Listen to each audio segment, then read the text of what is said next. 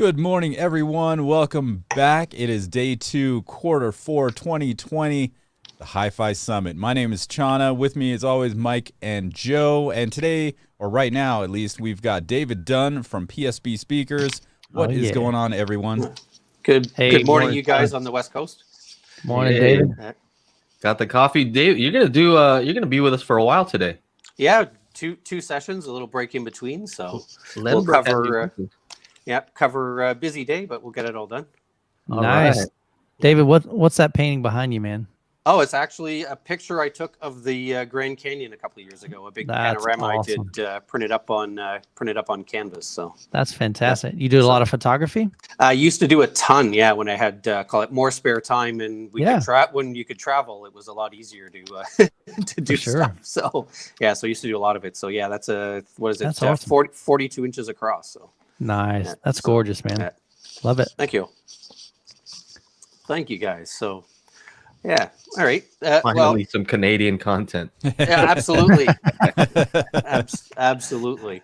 Yeah, I mean, so like a little bit of background. I mean, I used to do a ton of photography. I came from actually, I call it a pro audio background. Mm-hmm. I started off working at a couple of radio stations and then recording studios, and then actually found myself working for a custom install company here in Toronto for about 10 years before moving over to Lenbrook for the last coming up on 12 years now. So nice. So I say pretty much every full-time job I've ever had was tied to audio in one way, shape, or form. So there you go. And just for the folks out there, Tommy, we're able to get you set up on the phone.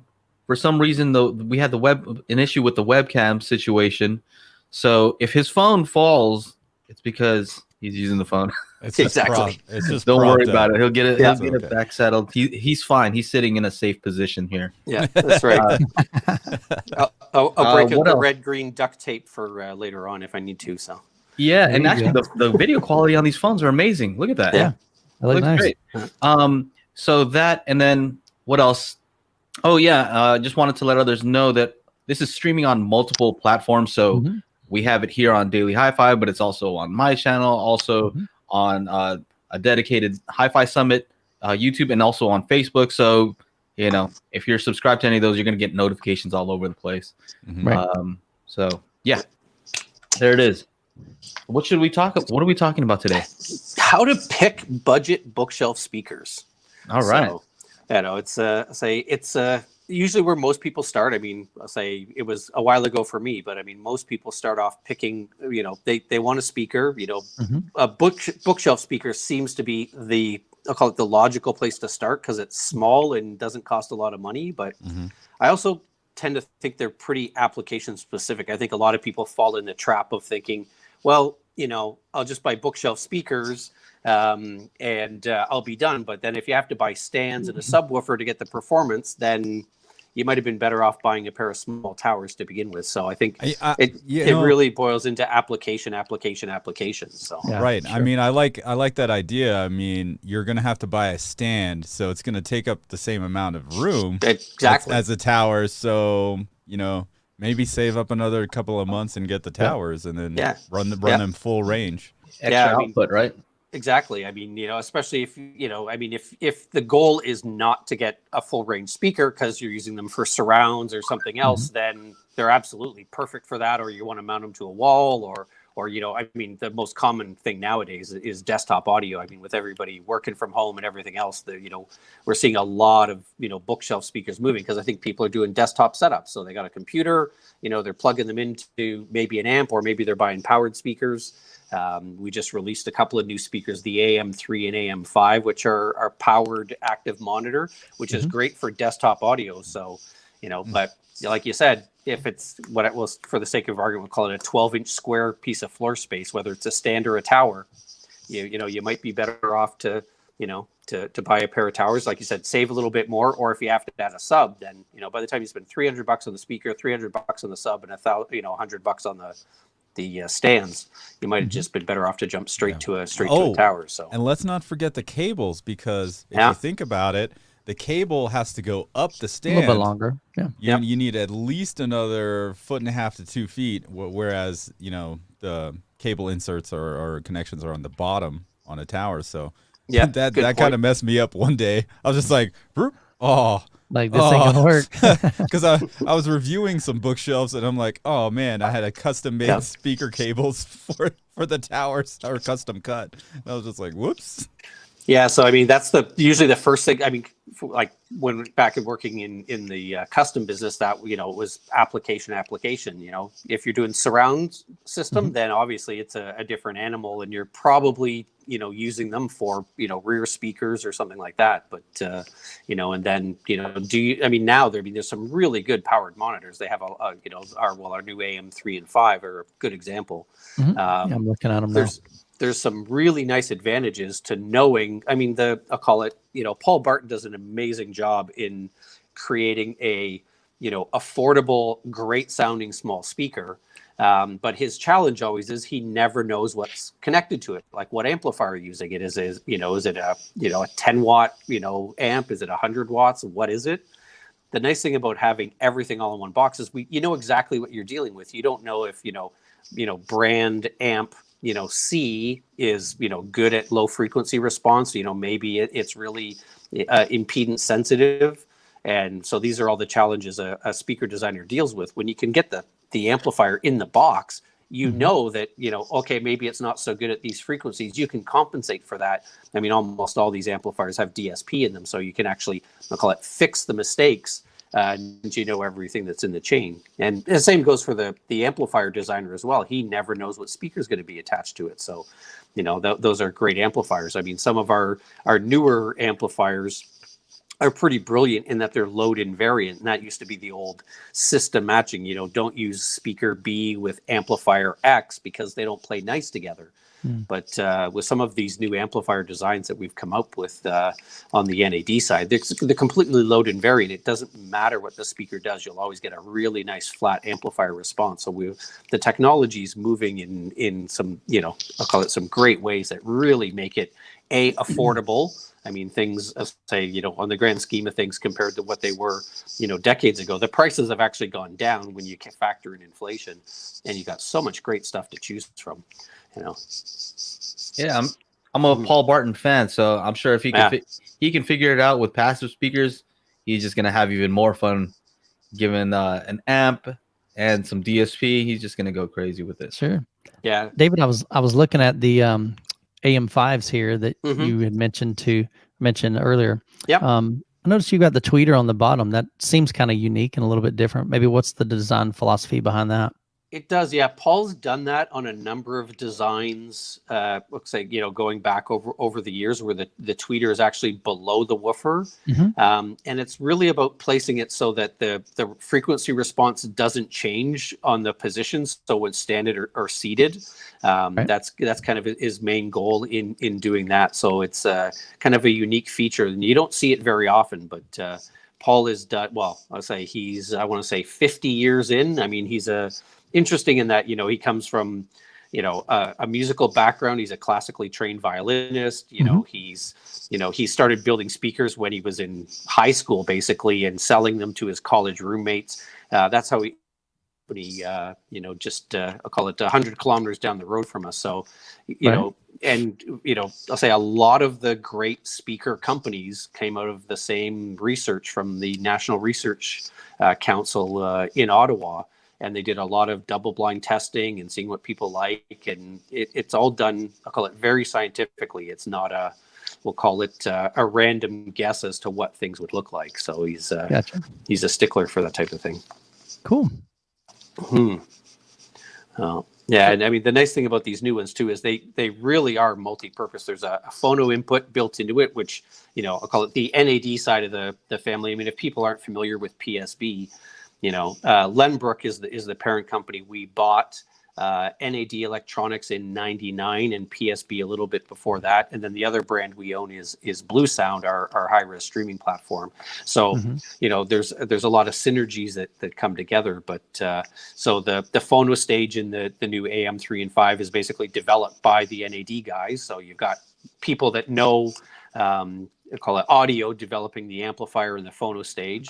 You've got a analog 3.5 millimeter input for let's say a cell phone or something, maybe a computer. Although it does have a USB, which is typically going to be much more computer oriented, and then an optical for a TV. So, I'm not a huge soundbar fan. I think people do themselves a great disservice by buying a soundbar when you could do a pair of powered speakers and get much better performance out of them and get them further apart. I mean, if realistically speaking, short of doing some, I'll call it DSP tricks or doing things artificially, when your speakers are 2 feet apart, you're not going to get a lot of stereo separation out of them, and if the goal is just to make, CNN sound better, okay, fair enough. But if you're, if you're listening to music or, and I mean, movies is I'll call it the other thing that, I find amazing that people do themselves the disservice of buying a sound bar to do movies. It's like, you're really missing out. I actually have the PSB Alpha P5s. Is that right? Yep. So I have those. I like the magnetic grill is really cool on there. Yep. It's just like a thin, metal that goes directly on there. So I thought that was cool. I'm curious about these the Am5 and the Am3. Are they using DSP on these? A little bit in that I say that we're correct. I mean, the nice thing about being a PSB, being a speaker company that made a powered speaker is the P5, the passive version is that's the ground. I mean, it's award-winning, a fantastic sounding bookshelf speaker, and we've just added an amplifier to it. So there wasn't a ton of work that needed to be done to make it sound good in the first place. But yeah, we can do some minor adjustments, and they do have I call it a little bit of DSP in them, where you can basically widen the sound stage. With the remote, there's basically a mode button that gives you call it normal, wide, and wider. So if they are on either side of a computer monitor, so only we'll call it a foot apart, you can actually make them throw a bit of a wider sound stage. So that's kind of a nice part about having the DSP in those guys. So that's a different way of applying DSP. Yeah. So the first thing I usually do is I look at the passive and I look at the active one, and I look at the frequency response and try to see if they're the same, or at least the range, if they're not showing the graph, see if the, usually if the bass is lower than the passive one, I'm like, oh, okay, they're probably using some DSP to allow it to go deeper, which I appreciate. Yeah. So what else? So what else we got going on? I know we're kind of throwing you off track here, okay. but we're just interested in this new the Am5 and Am3. So they're quite popular. They've taken off. We'll call it a little bit, I'll say, better than expected, which isn't necessarily a bad thing. But they're Paul. We showed them the first time, call it a sneak peek. We did about a year ago, and now they're just showing up to market now, and we expect to get some great reviews on them. But I mean, the P3 and P5 got great reviews as well, which is I say, if going back to application, that would be the next question I'd ask somebody if buying like looking for bookshelf speakers. Do you own any equipment? If you've already got an amplifier or maybe a streamer or something like that, then the P3 or P5 are great choices to go with that. But if you're starting from scratch, I mean, the AM3 and 5 also has Bluetooth in it. So if you've got somebody that's very, we'll call it mobile centric, and everything's either on their phone or a turntable, then away you go. Or maybe they have a laptop, you can Bluetooth to them as well. So I mean, they really kind of check all the boxes in a pretty nice little package. And like you said, nice looking, comes with a remote, so you can control them at a distance as well if need be. So let's see. Let's look. I'm just scrolling through some of the questions here and see if we got. There's a lot. There's one about There's a few about your tweeter being on the bottom. Do you want to?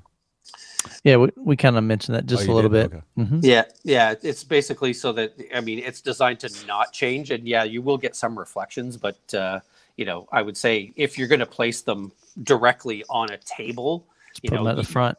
Yeah, exactly. You don't want them up front. You don't want them 4 feet back.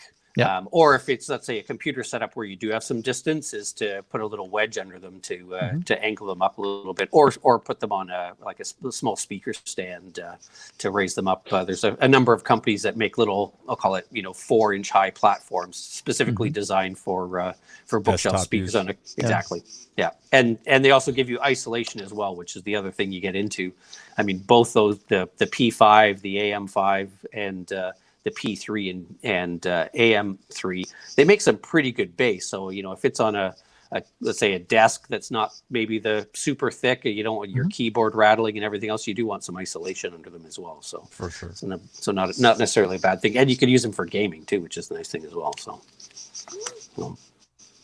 I'm starting to see more companies come up with desktop speaker stands. Yeah, it's booming at the moment. Talking to some of our dealers, it's I'll say headphones have actually trickled off. I think because people aren't traveling and breaking them on the in the commute, and it's desktop audio being powered speakers and bookshelf speakers have really seemed to done a nice I'll call it jump and gained a lot of interest. I mean, you're at home, you're doing whatever your Zoom meetings or everything else, and you don't really necessarily want to wear a pair of headphones all day. And you're not in an office worrying about disturbing your cubicle mate, so you might as well get a good pair of speakers. Listen Crank to it up, music. man. Exactly. Listen to some good music, and then when you have to do your Zoom call, either throw on a pair of headphones or turn the music down. So, so a couple of questions here about phantom centers.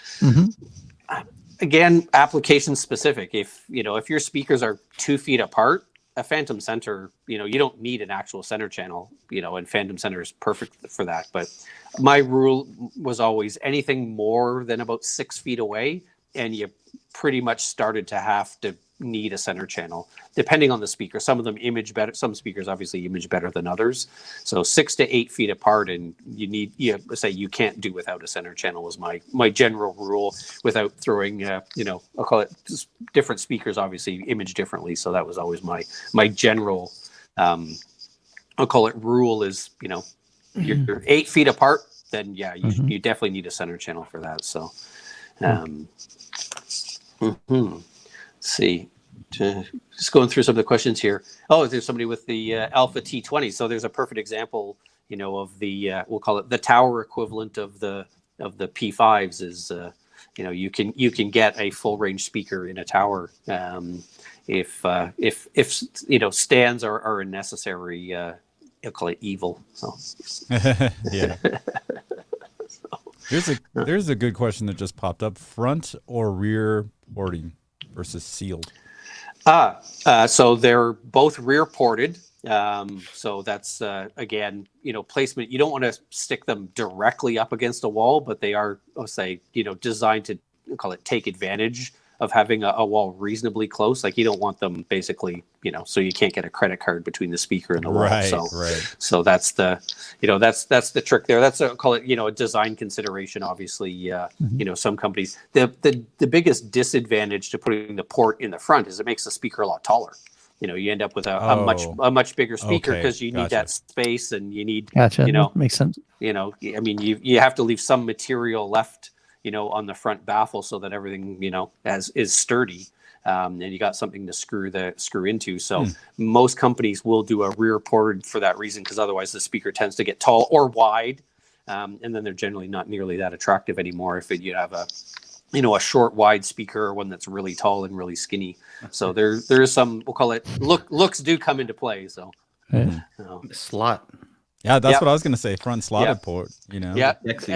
And they have some design challenges as well. So I know Paul it typically doesn't do a slotted port, and I think it's all about air volume and how it behaves through I'll call it a round opening versus a rectangular one. So I mean, say everything about a speaker. Well, let's say like everything in most cases is a compromise. Is you can do A, B, or C, but then you might have to do X, Y, and Z to fix what you did and all of that stuff. And at the end of the day, it really becomes I'll call it the sum of its parts. You make, that's a budget speaker is probably the single hardest thing to make by a considerable margin. I mean, if money's no object, you can buy the best of everything, you can go to town. and great, you've got a whatever $20,000 bookshelf speaker that sounds amazing. But sure. you know, as you start having to make those decisions on where you're going to save money, they become really critical. You know, it gets to the point where, you know, $1 here and there,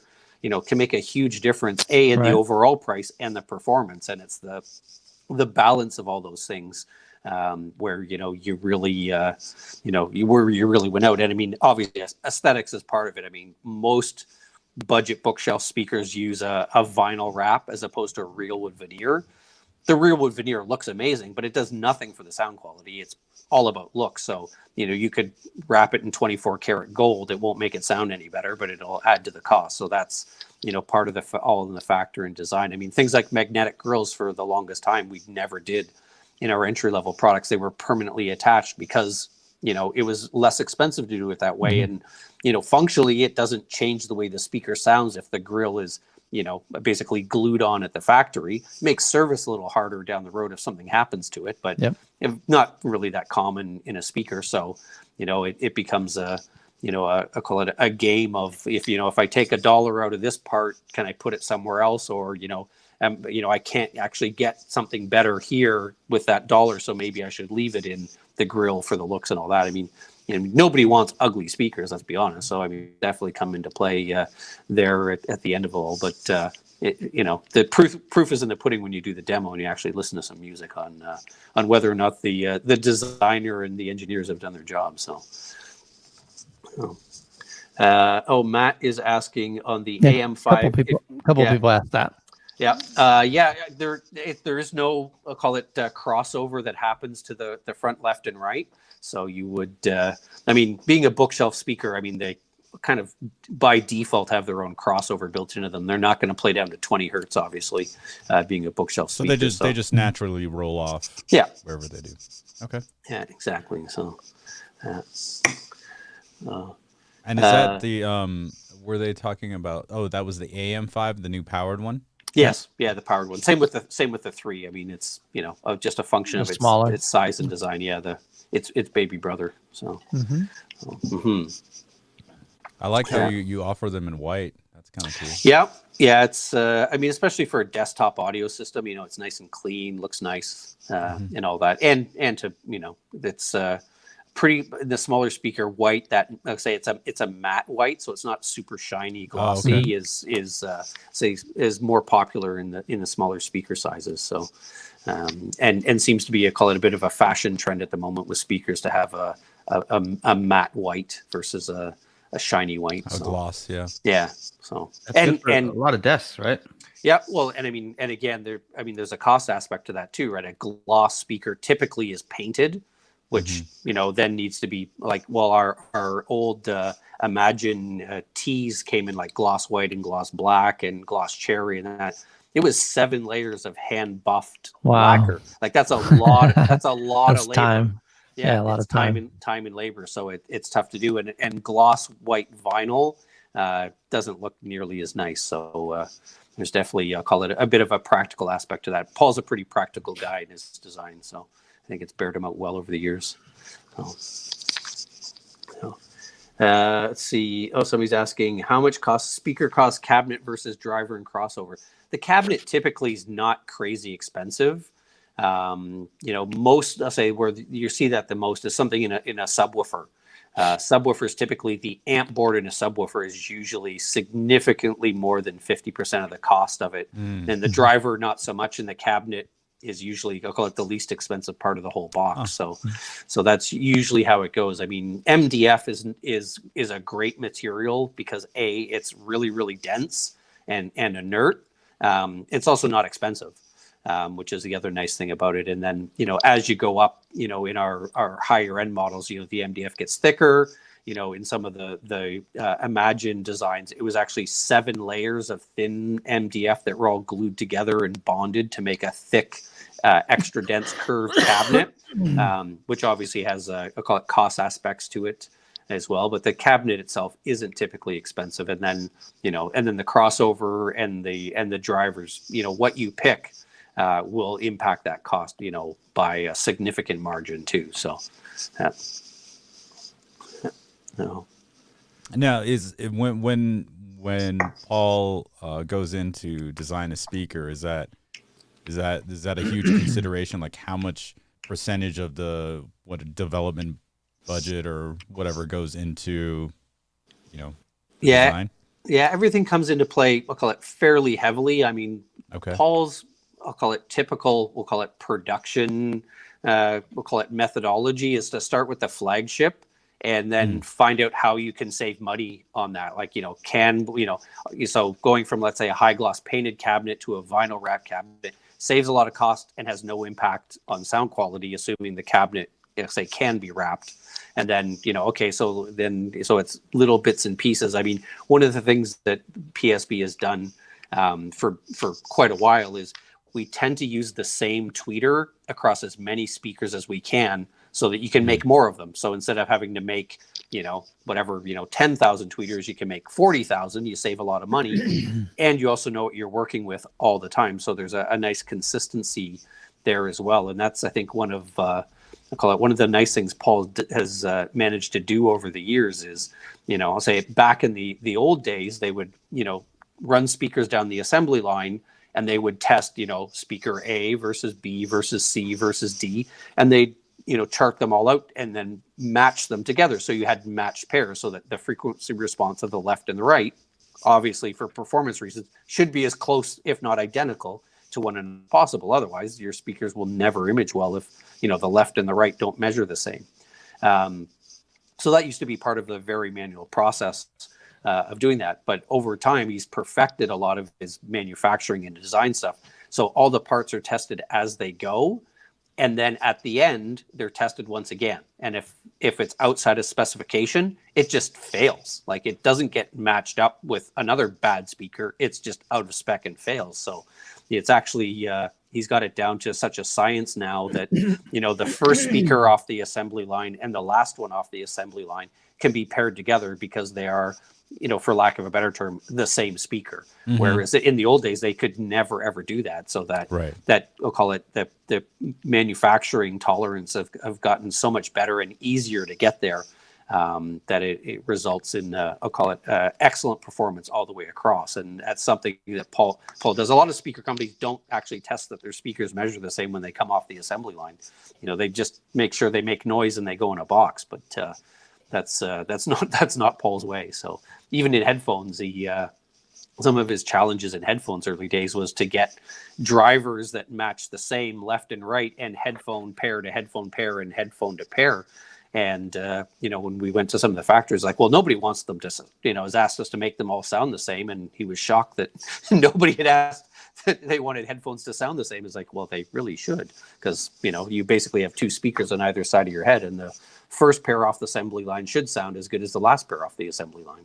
So it's the challenge of manufacturing and the modern technology. I mean, back when Paul started, you couldn't use a laser scanning of drivers and tweeters to look at, how the driver was distorting, while it was playing. Well, now that's, fairly straightforward to do compared to what it would have been, 50 years ago. They probably didn't even have that technology didn't exist. So it's amazing how that trickle down tech, can really, it benefits, us as a manufacturer. It makes things easier to develop and you can actually put a number on something. And then for the consumer as well, I'll say speakers today, although, I'll call it on the surface, it's a tweeter, a woofer, a cabinet, and a crossover in the box. It may look the same as a speaker from 50 years ago, but how it got there was a very, very different path, a fundamentally different path, and what's happened in between. So, and the rest of it is I'll call it very much fashion. So,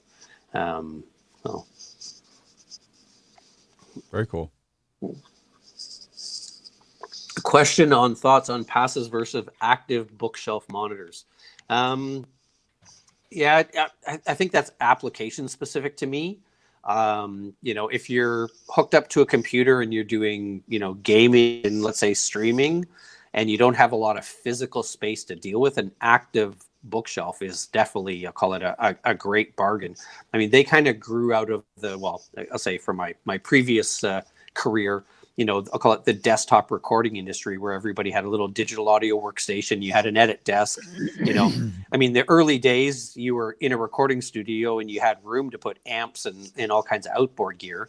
But as that transitioned into, we'll call it, the semi-pro and, amateur and home thing, you have a small desk, you've got, instruments and a mixing board, adding extra gear. I mean, you don't have, reverb and compressors and expanders and all the outboard gear you have in a studio, because it's all built into the, let's say Pro Tools, for example, it's all built into software. So a powered speaker, that's where I think they really started. And there's definitely an advantage to it, because you can match the amplifier to the speaker and the speakers match to the amplifier. For that, but again, it's just application. Like if you're buying your first pair of bookshelf speakers and you have, I'll call it, designs on growing a system, it's more of a challenge to do that, because you may not be able to recycle them, let's say as surround backs for a home theater. But there's some amazing powered speakers. Dali loudspeakers out of Denmark is a brand we distribute in North America. Like they have a high resolution streaming powered loudspeaker that's phenomenal. And as people downsize their systems, let's say on the other end of the scale, people that aren't just starting off with a system, but they've moved out of their house maybe to a condo because they don't need a big place, and they've downsized the system. A powered speaker can be an amazing way to get great audio in a small package, because everything's compact. And it used to be, I say, that a powered speaker was, I'll call it crappy $20 plastic bookshelf computer speakers that sounded dreadful, and their only purpose was to make noise, because your computer didn't have a speaker built into it. But yeah, it's a segment that's grown massively. There are companies that only make powered speakers. That's all they know. Like they weren't a speaker company that learned to do electronics, and they weren't an electronics company that learned to do speakers. They basically grew out of nothing. So I think that's, I'll call it PSB's and Lenbrook's strength is we have an amazing amplifier company with nearly 50 years of awards and innovation behind it, and a almost 50-year-old speaker company as well. And we've literally molded the two of them together. Blue Sound, our high-res streaming platform, is the same way. All the speaker parts were developed and voiced by Paul Bart. They're basically PSB parts inside them. So it's great to have that kind of synergy all in the same building. And a lot of brands don't have that call it that knowledge, that deep pool of knowledge to draw from. So I think that's super cool that you're using the resources to make better products, because a lot of times it's just a matter of like, marketing efforts, right? Combining just the marketing side, they're not doing too much together. And so I think that's cool that you're doing it from the product standpoint. Yeah, and we have some great engineers. I mean, the engineering resources that we have on tap. We've got some very brilliant people who work for us, and very clever. It's about making the most of the resources you have, and not, I mean, anybody, say any one of us could go to some random factory and say, I want a powered speaker, and they'll knock one out for you in a couple of weeks. But, it's got to sound good. That's the hard part. So let's see. I'm looking at my desk here, and there's no way I can put like an amplifier. So having powered speakers is huge. I mean, I've got two synthesizers here. I've got a control surface for mixing here. I've got the Rodecaster for this type of stuff, and then another mixer on the desk. And like, there's just no room. What's on your desk, Michael? I'm looking at the big monitor, man. My speakers are kind of like jacked. Let's see. Watch this. It's crazy, man, because they're just little. They're like right on the edge. they're hanging on for dear life. This one over here is like, dude, please don't push me. So. I have some. I got all kinds of stuff. I got this Rodecaster that's taking up a bunch of space.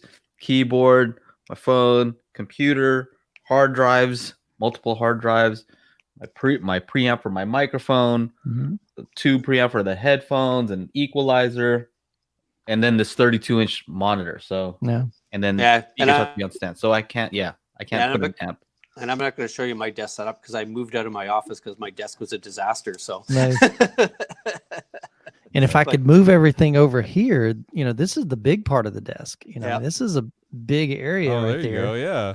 It's huge, but I'm using just this 1/3 of this whole big desk here. I'll get you. Send me an email later. I'll get you some PSBs for your desktop instead of those other things you have there. Okay, No. I'm open to it. There I'm you open to go. hearing. You'd have to move over to the big part of the desk then. I Mike. know. I got to figure something out. There's no way you can fit those. Those Hey, one thing A3s wouldn't even work. Wall mounts. Eventually, Or one day I need to upgrade like my my streaming platform because I've been using an Apple Airport Express. So you may not even know what that is. It's basically an Apple TV without the TV part. Yeah. Mhm. Yep, that's old school. Oh my gosh, it's so old school. So yeah. No, they were great. Oh, here's a question about the somebody asking about PS Imagine T's. Yeah, the Imagine T2 and 3 have been discontinued and sold out. So there will be something new in the pipe, but that's early days to be talking about that. So yeah, no, the desktop audio, like I said, it's a huge market at the moment. Yeah. And so our timing on the AM3 and 5 is pretty good for that stuff. So we're and what you guys are doing is nothing new. I mean, we see that in other industries all the time. Volkswagen, Audi Group, they mix and match parts from Lamborghini, VW, Audi all the time. Your Audi's pretty much a Lamborghini, right, Chana? I don't know about all that. I don't know about all that. Pretty much the same. Let's be real here. Better my Ford Explorer. Come on, man. My Audi SUV has more in common with the VW SUV than it does with a Lamborghini or Bentley. But hey, I mean, it sounds good. Yeah, I mean, if you've got the ability to call it capitalize on whether it be minimum order requirements or buying 100,000 or something versus 10,000, it's right. It's a savings to the consumer in the end of the day, and it's capitalizing on that type of stuff is advantageous for a lot of reasons. I mean, one, just from a design aspect. I mean, every time you make a part, design a part, I mean, you have to prototype it, do test runs, by the time and it's expensive. Like a pre-production sample is way more expensive than the one that the consumer goes and buys at the store. And a lot of cases when you're dealing with electronics, you need safety certifications, and they're destructive and very expensive. So you're not getting those products back. If I remember correctly, I think somebody threw around a number, it was $50,000 to get something certified, and you needed to send them I'll call it a dozen units, and so at $50,000 a piece, that's really a lot of money that eventually gets rolled into the cost of the final product. So yeah, something that I just saw that. Here's a desktop setup from one of our members in the forum, Kanga Empire. Yeah, he said, "Here's my desktop setup." I'm like, "Dang." Yeah, that's one way to do it. I'm going to say those aren't quite near field monitors. Yeah. I like the subwoofers on the sides flanking his legs. 2 of them. Yeah. Make sure you don't get those room nodes.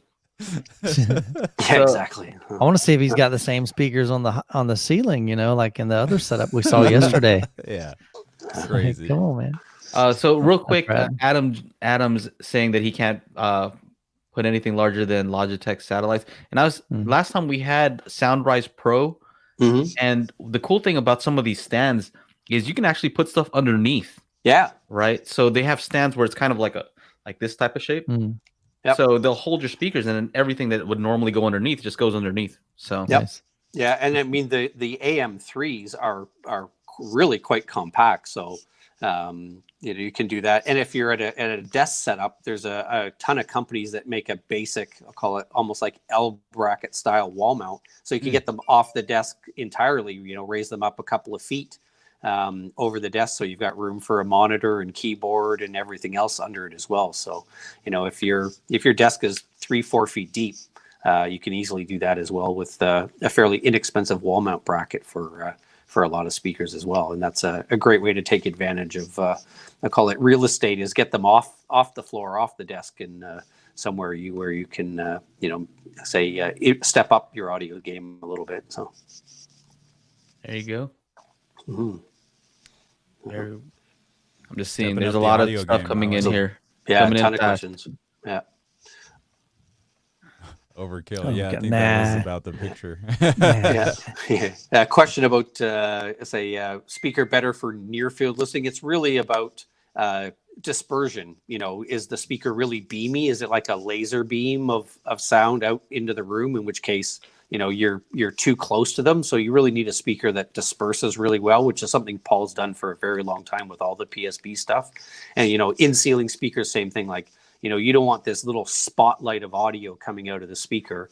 When they're only 2 feet apart at your desk, you're really not going to get the dispersion you need. So that's really I'll call it the key to a good near field speaker is that dispersion characteristics and the fact that they're not super beamy and basically shooting directly behind you and bouncing audio off the wall behind you, not even getting to your ear. So.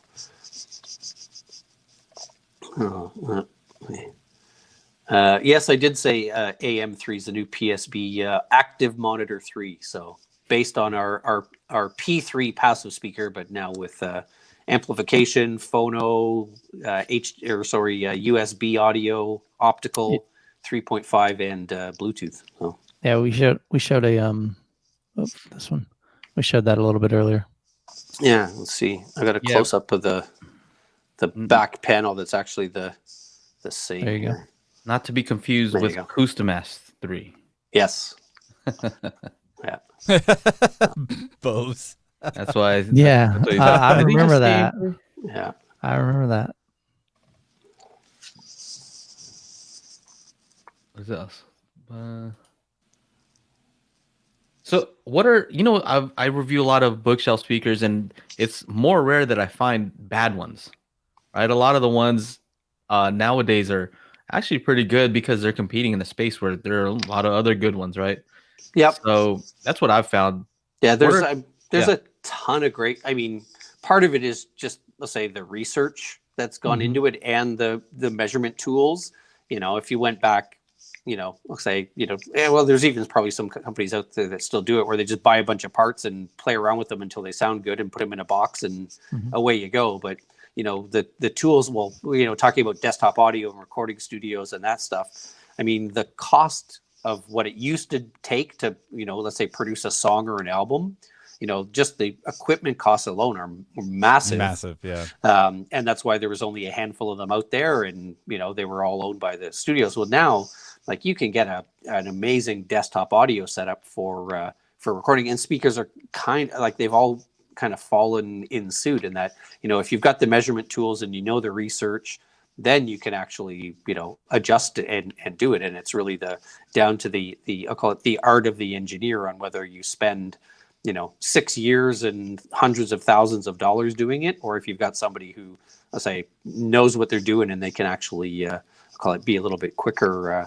off it as well. So, and, we talked to somebody I saw in the chat there mentioned Floyd Toole and the research that he did. That was all at the National Research Council in Ottawa. There's, I'll say that group of engineers that came out of that have gone to many other companies and taken that knowledge with them, and it's spread, throughout, I'll say, the industry. So, and, if brand, if PSB, puts out an amazing, set the world on fire bookshelf speaker, every competitor out there takes note and they benchmark and say, okay, we have to do as good or better, or, and we're the same way. If somebody all of a sudden hits a massive home run on it, you take notice of, you can't build everything in a bubble. At the end of the day, the consumer will do the demo for you if you don't do it first. So, and they'll vote with their dollars. So, yep.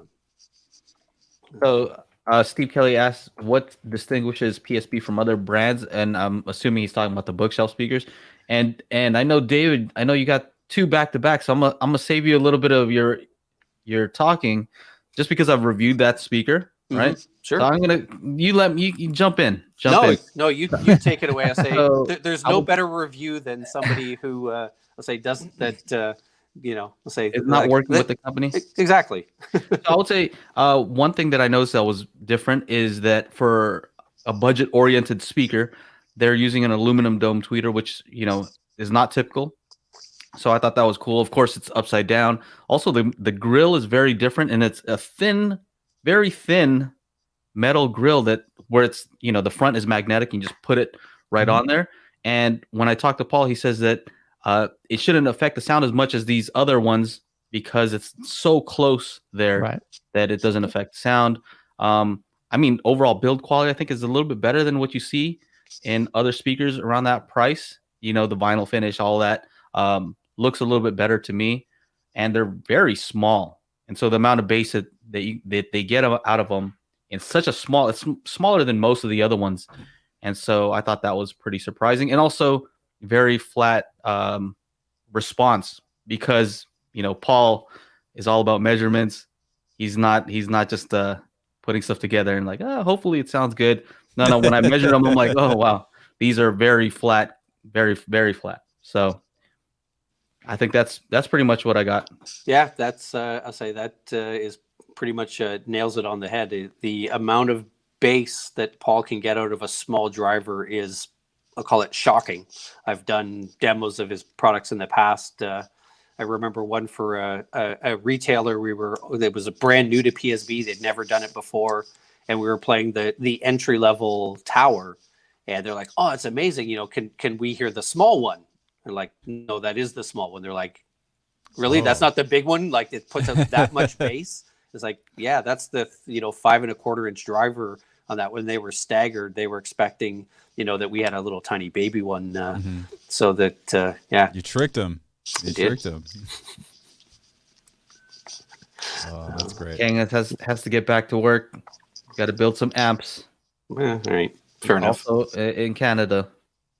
What else yeah, I mean, that National Research Council, I mean, there's, it's not surprising the number of, I'll call it great engineers that came out of that research all over the world now. So it's spread that seed around.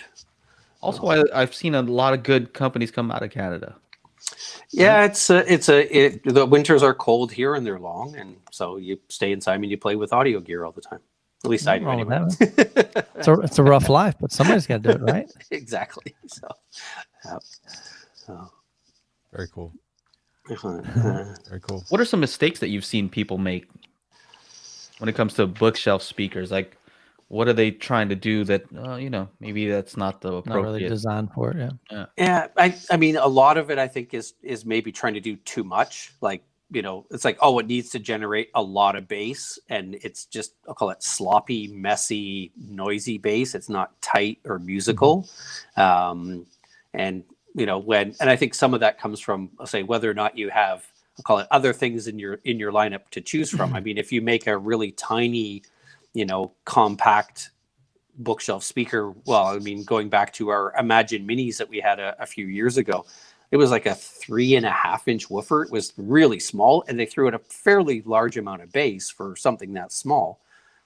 But, if you want more bass, the answer is, well, buy one of our subwoofers and that'll make up for the bass. But I think if you don't have that extra, I'll call it product to choose from, then you try and do too much, then things just get really, really, really messy. And it's a delicate balance where, nobody can escape the laws of physics. So sure. At the end of the day, you've got to draw the line in and know where it is. And Paul's research and his decades of hard work, he knows going in kind of what he can and can't do. And he's fully willing and tries all the time to push his envelope and do more than he did before, and to outdo himself every time he comes out with a product. But at the end of the day, it's usually I find the bottom end that tends to suffer, or they do I'll call it the big smiley face EQ, where the treble's really high and the bass is really boomy and there's nothing in the middle. Those tend to be the face EQ. That's great. Yeah, that's what I find tends to be the biggest drawback of a lot of inexpensive bookshelf speakers. In your experience, what's the likelihood that somebody's going to put bookshelf speakers in an actual bookshelf, like in those like IKEA cubes and just putting it right inside there wherever it fits, like barely fits. Okay. Yeah, I think that's to me that's really where they shine, is whether it be on top of like a, let's say, call it like a TV cabinet. You set them on either side of the TV because you don't have the floor space to do tower speakers, or you're putting them in a bookcase, whether it be, let's say, a study or a den. So I think there's a pretty good number of that. I mean, part of it is I'll call it discourage people from buying bookshelf speakers, putting them on stands, and then adding a subwoofer. They could have just bought a set of towers and might even save some money to do it that way. So for I'll call it for front mains, then I think it's it really is application specific, and that's where a bookshelf speaker, let's say, hence the name, really comes, as they were designed originally to live in a bookshelf. So right. And then so David, what are you rocking in your home theater or in your setup? 2-channel? I got a bunch of different stuff around. I've got a pretty broad variety of stuff. I've got a pair of actually Paul Barton's. Oh man, did he cut out on y'all? Yeah. There you are. There's just momentary. Hey, say it again. You cut out. Oh, okay, so my main room, I've got a set of PSB Synchrony 1 towers from a few years ago. That's kind of my 2-channel / home theater setup. Nice. In my messy desk area, I've actually got a pair of PSB Imagine Minis, which are a really small speaker with one of our NAD D3045 little desktop amplifiers. It's super compact. It's like the size of a hardcover book. Gotcha. Is that, and then I've got some Blue Sound. Other side of me, right there, little Blue Sound Flex speaker in this room. Gotcha. And then actually in the master bedroom, I'm rocking our brand new PSB PWM wall mount speakers. They're nice lifestyle one running off a Blue Sound power node. So I got a bunch of different stuff going around. So it's good. It's all Lenbrook stuff, because it's kind of like when you go to a car dealer. Go to a BMW dealer, something like, what do you drive? Oh, I have I got a Mercedes. All right. Yeah, I'll say, there certainly are advantages to working for audio companies. There's sure. I joke that I ended up working for Lenbrook and NAD and PSB because I couldn't afford to pay retail anymore. So exactly. I started off at the radio station I worked at. There was a stereo shop down the road from us, and the gentleman who owned it did I'll call it like a once a week 90-second blurb on music. And so I went there and I bought, it was actually my first system was all NAD and PSB. It was a pair of PSB, I want to say C600 towers, and some NAD a monitor series audio stuff. And I've owned it forever. And it's actually still rock. It's been in my home theater. It's been everywhere. So I drank the Kool-Aid early on, and as time's gone on, I just have more and more and more of it. So right. So, and the Kool-Aid tastes better and better every year, doesn't it? Kool-Aid definitely gets pretty good. So for the folks who don't know, we have our private VIP area where we ask the seminar speakers to go in there and talk with you guys. Answer some June. questions. What's up, boss lady? Hey, June. Hi, June. What's up, June? Glad you could join us. Yeah. Is June going to join us over there too? Yeah, in the VIP area. So we have this kind of video chat, except with all the attendees, or some of the attendees. Some people prefer to just be in the text chat. But if you haven't gotten your ticket, it's not too late. You can still do so and join us in the video chat. So yeah, hang out, David. Will do. I know we have a back-to-back, but we might have some people who are asking questions in that VIP area. So I'll send you the link right now. Perfect. And we're almost up at an hour on this particular seminar. So we'll have David back in a little bit. Yeah. For NAD. Correct. Our new T778 AVR. Yeah, we've kind of been asking about that for like a year now, guys. Yep. Should we let David speak? We saw it at CES. That's teasing. That's tell you, man. He just keeps dangling. He just dangles the carrot and dangles the carrot. Right. It's like, okay. It looks awesome, man. Seriously. I have a tracking number for that though, guys. Do you really? Man, you finally got one in. Awesome. I know, right? Awesome. Crazy. Sweet. You're gonna love it. All right. Boom. So right. I'm gonna send you a link. I'll send you a link also, June, so you can hang out in there if you want. Cool. Yep. Yeah. Oh, and I see somebody, Matt's asking about the new PSB in-wall Dual 8 subwoofer. So it rocks, actually. There's a dedicated amplifier to go with it, but yeah, you can either retrofit that into an existing construction or pre-wire it in. So it is very nice. Yep. Mm-hmm. Very cool. Very cool. All right, everybody. Day 2, the Hi-Fi Summit continues at 11 a.m. Again, with David, we're going to be talking about NAD's receiver, the T778. And for those of you that are attending, we'll see you in the video chat in just a moment. All right. Peace. Thanks so much, guys. Thank you.